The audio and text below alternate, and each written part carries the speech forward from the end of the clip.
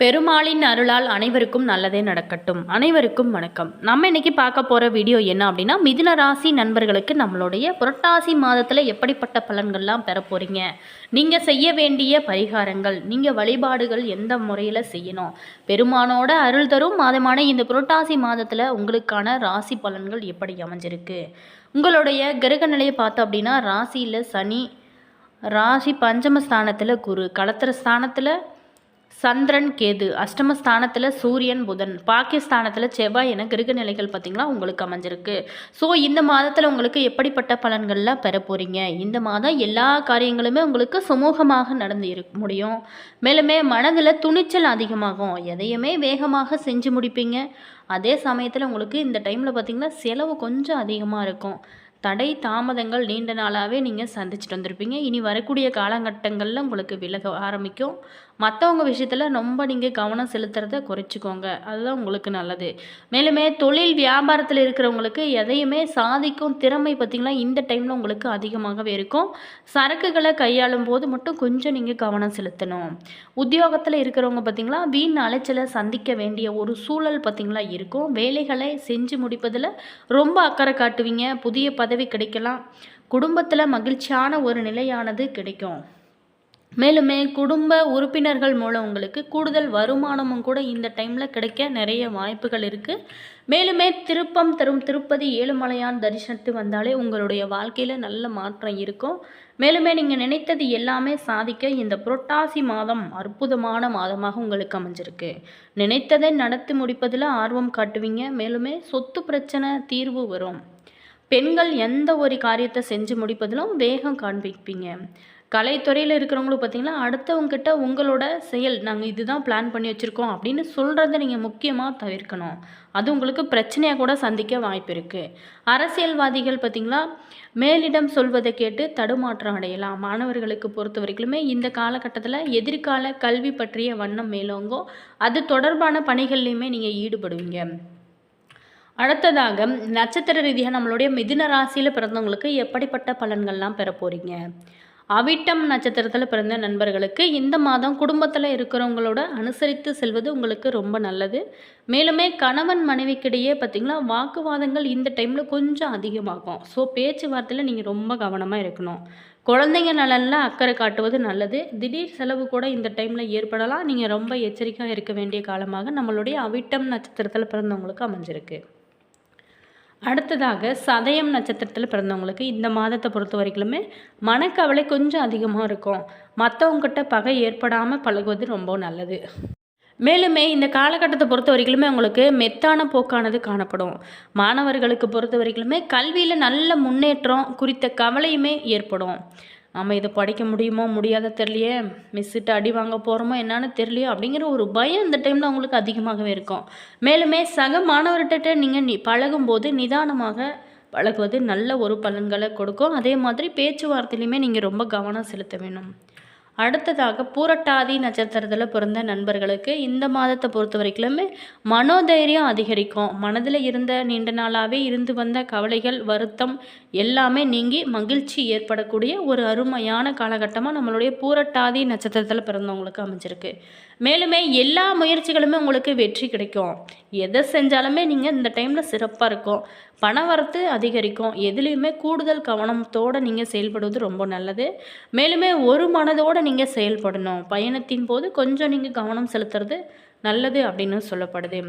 மேலுமே ஸ்ரீ ஆஞ்சநேயருக்கு நீங்கள் வடைமாலை சாற்றி வழிபட காரிய வெற்றி, நீங்கள் நினைத்தது எல்லாமே நடக்கும். எதிர்ப்புகளும் நீங்கும். மனதில் தைரியமும் உண்டாகக்கூடிய ஒரு அருமையான காலகட்டமாக உங்களுக்கு மாறப்போகுது. அதே மாதிரி இந்த புரட்டாசி அப்படிங்கிறது புண்ணியத்தை கொடுக்கும் ஒரு அருமையான மாதங்க. இந்த நாட்களில் நம்மளுடைய மிதுன ராசி நண்பர்களை பொறுத்த வரைக்குமே வழிபாடுகள், பெருமாள் வழிபாடு அப்படிங்கிறது உங்களுக்கு ரொம்ப ரொம்ப சிறப்பான பலன்களை கொடுக்கும். புரட்டாசி மாதம் பல்வேறு சிறப்புகள் கொண்டதாக இருந்தாலும் சிவபெருமான், விஷ்ணு, அம்மன், விநாயகர் வழிபாடு புரட்டாசியில் மிக மிக சிறப்பாக நடைபெறும். புரட்டாசி அப்படின்னதுமே அனைவருக்குமே முதல்ல ஞாபகம் வருவது திருப்பதி ஏழுமலையான் வழிபாடு தாங்க நினைவுக்கு வரும். அதனால தான் புரட்டாசி மாதத்தை பெருமாள் மாதம் அப்படின்னு கூட நம்ம சொல்கிறோம். புரட்டாசி மாதம் சனிக்கிழமைகளில் மேற்கொள்ளப்படும் விரதம் பார்த்திங்களா மிகவும் சக்தி வாய்ந்தது அப்படின்னே சொல்லலாம். புண்ணியத்தை கொடுக்கும் புரட்டாசி மாதம் புதன்கிழமையானது பிறந்திருக்குங்க. இந்த ஆண்டு செப்டம்பர் 20, 27, அக்டோபர் 4, 11 என புரட்டாசியில் 4 சனிக்கிழமைகள் வருதுங்க. இந்த 4 சனிக்கிழமைகளிலும் விரதம் இருந்து பெருமாளை வழிபடுவது உங்களுக்கு புண்ணியத்தை இரட்டிப்பாக்கி தரக்கூடியது. அப்படின்னா கூட பெருமாள் பக்தர்கள் புரட்டாசி மாதம் முழுவதுமே வழிபாடு செய்வதை வழக்கத்திலேயே வைத்திருக்காங்க. புரட்டாசி சனிக்கிழமை விரதம் தவிர ஆனந்த விரதம், ஏகாதசி விரதம் உள்ளிட்ட ஏராளமான விரதங்கள் இருக்குங்க. புரட்டாசியில் பெருமாளுக்கு இணையாக சிவபெருமானுக்குமே வழிபாடுகள் நடத்தப்படுவாங்க. அதே போல தாங்க அம்பாளுக்கு உகந்த நவராத்திரி வருகிற 23ஆம் தேதி முதல் அக்டோபர் 1ஆம் தேதி வரைக்குமே 9 நாட்கள் வழிபடும் புரட்டாசியில் வர இருக்கு. அதோடு லலிதா சஷ்டி விரதம், உமா மகேஸ்வரி விரதம், கேதார கௌரி விரதம் ஆகியவை எல்லாமே அம்பாளுக்கு உகந்த ஒரு புண்ணிய தினங்களாக சொல்லப்படுது. புரட்டாசியில் வரும் துர்வாஷ்டமி விரதம், சேஷ்டா விரதம் ஆகிய 2 விரதங்களுமே விநாயக பெருமானுக்கு உரியது. இந்த நாட்களில் விநாயகரை வழிபட்டாலே அவரோட அருளை முழுமையாக பெறலாங்க. இது மட்டும் இல்லாமல் முன்னோர் வழிபாட்டுக்கு உகந்த மகாலயபட்சமும் புரட்டாசி மாதம் தாங்க வருது. மேலுமே இப்படி தெய்வங்களோட அருளாசியும் பித்ருக்களோட நல்லாசியுமே ஒருங்கிணைந்த புரட்டாசியிலே கிடைக்கிறதுனால் இந்த மாதம் மிக மிக முக்கியம் வாய்ந்ததாக சொல்லப்படுது. இதை உணர்ந்து புரட்டாசியில் நம்ம வழிபாடுகள் செய்தாலே உரிய பலன்களை எல்லாமே பெற முடியுங்க. புரட்டாசி மாதம் வரும் அஷ்டமிக்கு சுப்லபட்சம் என்று பெயர். அன்று தயிர் மட்டும் அருந்தி சிவ பூஜை செய்தாலே சகல சௌபாகியங்களும் பெற முடியும். புரட்டாசி மாதம் வளர்பிறை சதுர்த்தி திதியில் சித்தி விநாயக விரதம் இருந்து வழிபட்டாலே எதிரிகள் தொல்லை இல்லாமல் போய்விடும். புரட்டாசி மாதம் எந்த விரதம் இருந்தாலும் சரிங்க, செல்வம், ஆயுள், ஆரோக்கியம் என 3மே குறைவின்றி உங்களுக்கு கிடைக்கும்.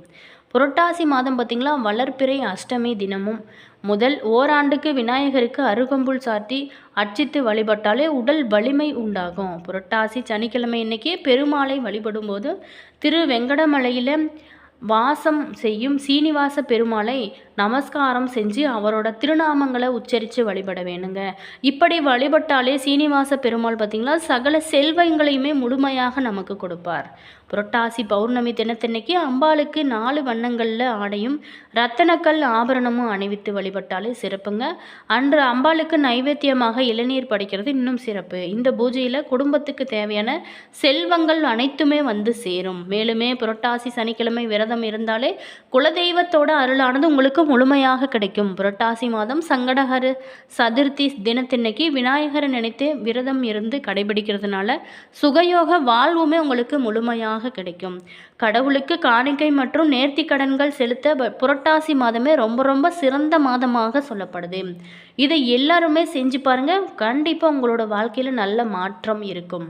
அதே போல் புரட்டாசி சனிக்கிழமைகளில் விரதம் இருந்து பெரும்பாலையும் சிவனுக்கும் சனீஸ்வரனுக்கும் வழிபாடு செய்வதன் மூலம் சனி தோஷமானது நீங்கும் அப்படின்னு கூட நம்பப்படுதுங்க. புரட்டாசி மாதம் பெருமாளுக்கு மிக மிக உகந்த மாதம் அப்படிங்கிறதுனால இந்த மாதத்தில் வரும் சனிக்கிழமைகளில் விரதம் இருப்பது சனி பகவானால் ஏற்படும் தொல்லைகளை நீக்கி வளமான வாழ்க்கையுமே நமக்கு கொடுக்கும். இந்த புரட்டாசி மாதத்தில் வரும் சனிக்கிழமைகளில் பெருமாள் மற்றும் ஆஞ்சநேயர் வழிபாடு செய்வது உங்களுக்கு பல்வேறான மாற்றத்தை உங்களோட வாழ்க்கையில் கொடுக்கும். அது மட்டும் இல்லாமல் புரட்டாசி மாதம் முழுவதுமே அசைவ உணவை தவிர்க்க வேணுங்க. தினமுமே காலை மாலை பெருமாள் கோவிலுக்கு செல்ல வேண்டும். மாலை நேரத்தில் பகவத்கீதை, திவ்ய பிரபந்தம் போன்றவை எல்லாமே நீங்கள் பாராயணம் செய்யணும். புரட்டாசி மாதத்தில் ஏதாவது ஒரு சனிக்கிழமை நாளில் வீட்டில் தளிகை போட வேணும். இப்படி செய்வது புண்ணியத்தை உங்களுக்கு கொடுக்குங்க.